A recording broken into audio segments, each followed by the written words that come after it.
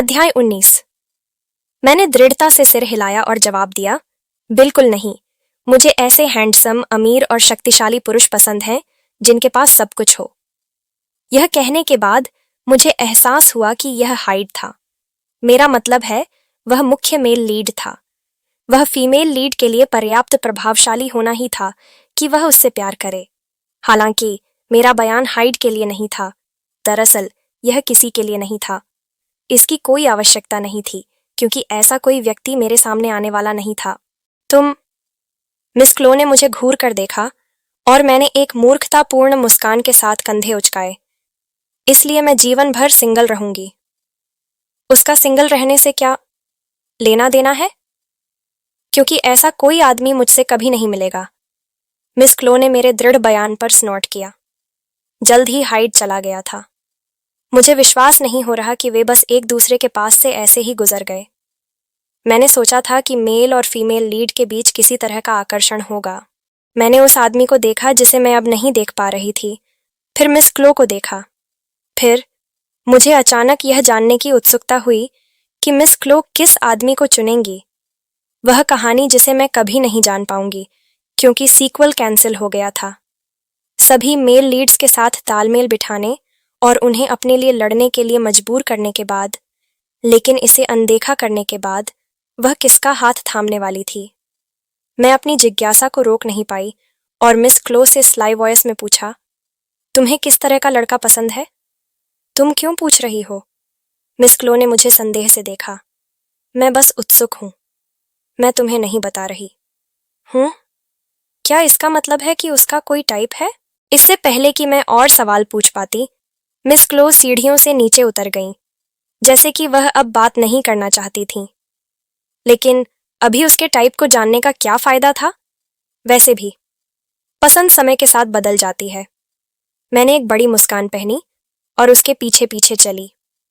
तो तुम्हें मुझे दिखाना होगा कि तुम किससे शादी करने का फैसला करती हो, इससे पहले कि तुम वास्तव में करो, क्योंकि मैं बहुत उत्सुक हूं। मिस क्लो मेरे अनुरोध को सुनकर रुक गईं, फिर मुड़ी। अगर तुम जीवन भर सिंगल रहना चाहती हो तो मुझे शादी क्यों करनी चाहिए? देर दोपहर की चमकीली धूप हम पर पड़ रही थी और मिस क्लो पहले से कहीं अधिक शानदार लग रही थीं, सफेद सीढ़ियों पर खड़ी, जैसे कि वह जानती हों कि वह मुख्य किरदार थीं। क्षमा करें? मैं समझ नहीं पाई कि उसका क्या मतलब था। मैंने वापस पूछा, मेरे सिंगल रहने का उसकी शादी से क्या लेना देना था? हालांकि मिस क्लो बस हंस पड़ी। उसने अपने होठों के कोनों को चुटकी से पकड़ा, अपनी लाल आंखों को सिकल के आकार में बदल दिया और हंस पड़ी। वह हंसी? मिस क्लो हंसी? होठों और आंखों दोनों से? क्या मतलब है मिस क्लो? मुझे नहीं पता। उसने फिर सिर उठाया और सीढ़ियों से नीचे उतरने लगी। मैं बस उसकी चांदी जैसी बालों को इधर उधर हिलते हुए देख रहा था जैसे ही वह नीचे चली गई। अभी क्या हुआ? क्या महिला नायक ने अभी अभी मेरे साथ फ्लर्ट किया?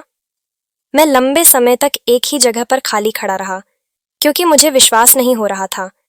लेकिन तभी मैंने मिस क्लो को सीढ़ियों के पास देखा और जल्दी से उसके पीछे भागा। मिस, वह मजाक था, है ना? मेरा मजाक उड़ाने के लिए? जो चाहो सोचो। नहीं, मुझे ऐसा जवाब मत दो। फिर मुझे समझ नहीं आ रहा कि तुम क्या सोच रही हो। तब मैं मुंह लटकाए सीढ़ियों से नीचे भागा। मेरा चेहरा जल रहा था। अध्याय एक्स्ट्रा की कहानी। यात्रा के अगले दिन मैंने अपनी छुट्टी की तैयारी शुरू कर दी। मेरा मतलब था, इसे छुट्टी कहा जाता था, लेकिन यह इससे ज्यादा था कि मैं घर जा रहा था यह देखने के लिए कि सब ठीक है या नहीं। मुझे पता था कि क्या उम्मीद करनी है, लेकिन मेरे पास कोई विकल्प नहीं था। परिवार ऐसा ही होता था। वे बोझ हो सकते थे, लेकिन आप उन्हें नजरअंदाज नहीं कर सकते थे। यहां तक कि अगर आपने कोशिश की तो भी आप अंततः चिंता के साथ पीछे मुड़कर देखते थे। मुझे याद नहीं कि मैंने वह पत्र कितनी बार पढ़ा। बार बार। और मैंने उस पर कितने दिन सोचे। मैं ही मूर्ख हूं, कोई और नहीं, सिर्फ मैं। अपनी कमजोरी को स्वीकार करते हुए मैंने खुद से माफी मांगी। सॉरी, तुम और स्वार्थी नहीं हो सकती। यह बस कुछ ही दिन की बात है। मैंने ऐसे कपड़े निकाले जो केवल जगह घेर रहे थे वहां से और वापस हल्का सामान ले जाना सबसे अच्छा था। मिस, एक बार जब मैंने पैकिंग पूरी कर ली और जाने के लिए तैयार हो गया तो मैंने मिस क्लो को ढूंढा। तुम अभी जा रही हो? हाँ, कृपया मेरे दूर रहने पर ज्यादा उदास मत होना। जैसे ही वह मेरी ओर चली उसने जवाब दिया, ओह बिल्कुल नहीं, यह दुखद है। मैं अब तुम्हारी चालों में नहीं फंसने वाली। श्श। मिस क्लो ने एक छोटी थैली बाहर निकाली। ये क्या है? जादुई गाड़ी ले लो। हैं? हैरान होकर मैंने थैली में देखा और पाया कि उसमें काफी सारे सोने के सिक्के थे। मिस, यह... मेरी आंखें सहज रूप से मुख्य हवेली की ओर घूम गईं और मिस क्लो ने अपना गला साफ करते हुए दूसरी ओर देखा। इससे मेरी शंकाओं की पुष्टि हो गई। मुझे नहीं पता था कि वह मेरे रिश्वत के पैसे का इस तरह इस्तेमाल करने वाली थी। अगर मुझे पता होता कि ऐसा होने वाला है तो मैं कुछ और दिन डचेस के लिए एक मुखबिर होने का नाटक करता। क्या? तब मुझे और सिक्के मिलते।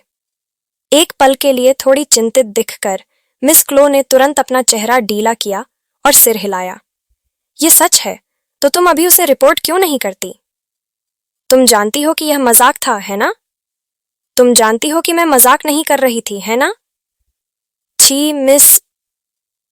इससे पहले कि मिस क्लो इसे वापस लेने का फैसला करती, मैंने जल्दी से थैली को अपने बैग में रख दिया। धन्यवाद। मैं उसे धन्यवाद देना नहीं भूली और उसने कोल्डली जवाब दिया, मुझे धन्यवाद मत दो। इसका मतलब है कि मैं तुम्हें जल्द ही वापस चाहती हूं ताकि तुम काम पर वापस जा सको। फिर भी घर और हाउस ऑफ बिसिस्टर के बीच ज्यादा अंतर नहीं था।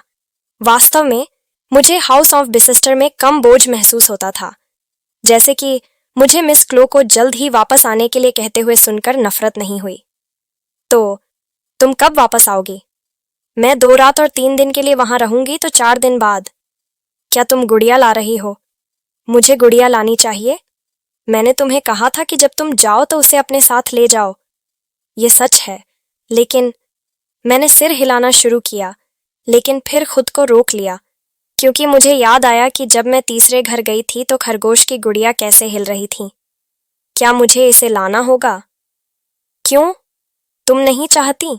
ऐसा नहीं था कि मैं नहीं चाहती थी, लेकिन कुछ ऐसा था जो मुझे परेशान कर रहा था। मेरी प्रतिक्रिया को देखकर मिस क्लो ने अपनी भौहें चढ़ाईं। क्या समस्या है? तुमने मुझे जासूसी करने के लिए गुड़िया नहीं दी थी, है ना? मुझे तुम्हारी जासूसी करने की क्या जरूरत है? वह ऐसी लग रही थी जैसे उसके पास वास्तव में कोई कारण नहीं था।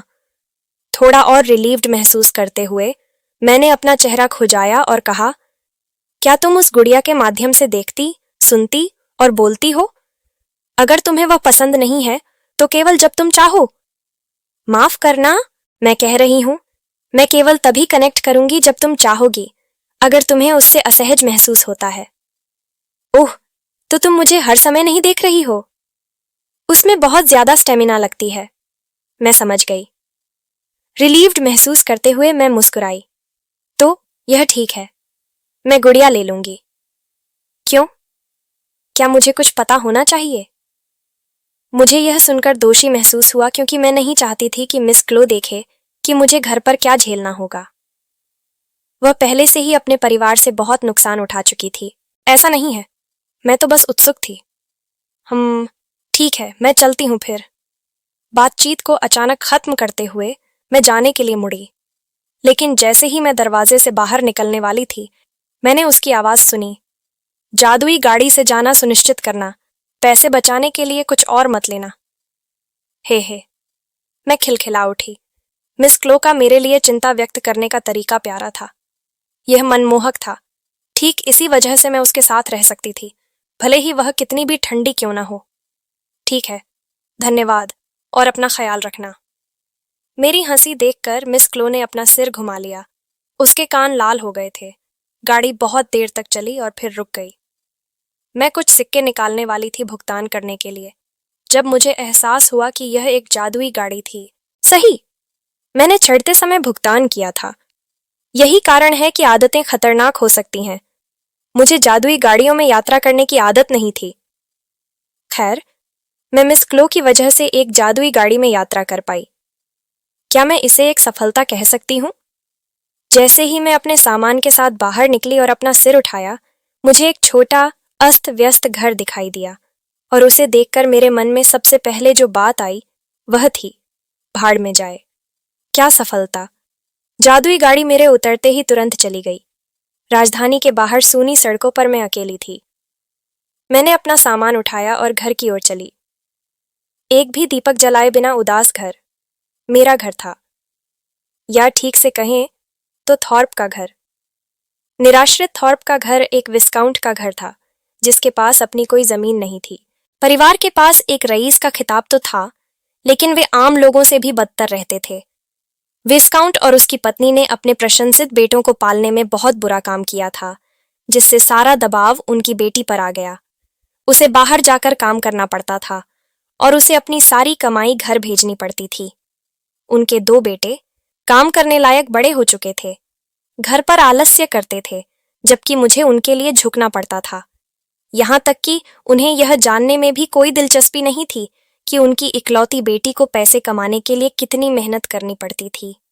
उनके लिए केवल अपनी खुद की उत्तरजीविता, साथ ही दोनों लड़कों की उत्तरजीविता ही मायने रखती थी। मैंने आह भरी जैसे ही मैं उस गेट से गुजरी, जिसमें कोई दरबान भी नहीं था। हम वास्तव में बिना जमीन के रईस नहीं थे। कम से कम हम उस घर को बेच सकते थे, ताकि हमारे पास अगले कुछ सालों तक गुजारा करने के लिए कुछ पैसे हों। लेकिन उन्होंने कहा था, क्या आप चाहते हैं कि हम सड़कों पर रहें? जब मैंने उन्हें यह सुझाव दिया, क्षमा करें, आप उस तरह के पैसे से आसानी से 4 लोगों के लिए एक आरामदायक घर खरीद सकते हैं। मैं समझ गई कि वे एक कुलीन के रूप में अपनी आखिरी शान को कैसे बनाए रखना चाहते थे, लेकिन सच कहूं तो यह हास्यास्पद होता जा रहा था। उनके पास मुश्किल से गुजारा करने के लिए पर्याप्त पैसे थे। वे अपनी बेटी से पैसे के लिए कड़ी मेहनत करने की उम्मीद करते थे, लेकिन वे अपने दोनों बेटों के हाथों पर मृत त्वचा नहीं बढ़ने दे सकते थे। इसके अलावा वे जो कुछ भी उनके पास था, उसे भी छोड़ नहीं सकते थे। काश मैं तुमसे कभी संबंधित नहीं होती। मैं घर में चली गई और अपना सामान गिरा दिया। अंदर आते समय किसी ने मेरा स्वागत नहीं किया था। कोई बटलर नहीं, कोई नौकर नहीं, या उस मामले के लिए कोई भी मुझे बधाई देने वाला नहीं। मैंने सोचा होगा कि उन्होंने कम से कम एक नौकर रखा होगा, लेकिन यहाँ शाब्दिक रूप से कोई नहीं था। यह घर सुनसान होने के करीब है। हॉल को लंबे समय से साफ नहीं किया गया था और वह धूल से भरा था। इस तरह की जगह में कौन रह सकता है? यह मुझे तब की याद दिलाता है जब मैं पहली बार मिस क्लो के कमरे में गई थी। इसके अलावा यह जगह इतनी गंदी थी, जबकि यहाँ 4 व्यक्ति थे जो पूरी तरह से साफ करने में सक्षम थे। शायद किसी ने साफ करने की परवाह नहीं की। मैं केवल आह भर सकती थी। चारों ओर देखते हुए मैं दूसरी मंजिल पर चली गई, जहां मुझे कुछ शोर सुनाई दिया। जब मैं लगभग सीढ़ियों के शीर्ष पर पहुंची, तो मैंने कुछ बहुत परिचित लोगों को एक साथ हडल्ड देखा। उन्हें देखकर मैं सीढ़ियों के शीर्ष पर चढ़ गई। मैं यहाँ हूं, तुम! जैसे ही मैंने अपनी उपस्थिति की घोषणा की, उनमें से एक खड़ा हो गया। फिर वह मेरी ओर चला और मुझसे मेरा सामान ले लिया। क्या तुम मेरा सामान उठाने में मेरी मदद करोगे? जिस क्षण मैंने यह सोचा, विस्काउंट की पत्नी, मेरी माँ, मेरी चीजों की छानबीन करने लगी। तुम क्या कर रही हो? जो वे ढूंढ रहे थे, उसे न पाकर विस्काउंटेस ने घूर कर कहा, पैसा कहाँ है? तुम बिसेस्टर के घर से कमाए हुए पैसे लाई थी, नहीं? Story to be continue.